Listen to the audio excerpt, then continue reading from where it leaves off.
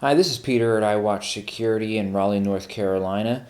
This is a quick tutorial on how to change your 12-volt battery inside of a hardwired or a hybrid alarm system. In this case, this is a bare bones setup on a Concord 4 with a 12-volt 4 amp hour battery. They do come in different shapes and sizes, but 12 volts DC is what you're going to look for a replacement battery. Removing the positive and negative from the terminals with your new replacement battery.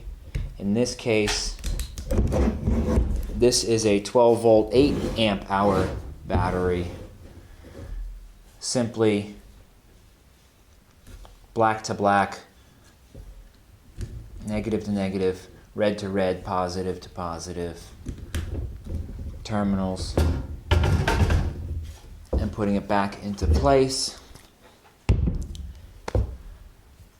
Thank you for watching. This is Peter at iWatch Security in Raleigh, North Carolina.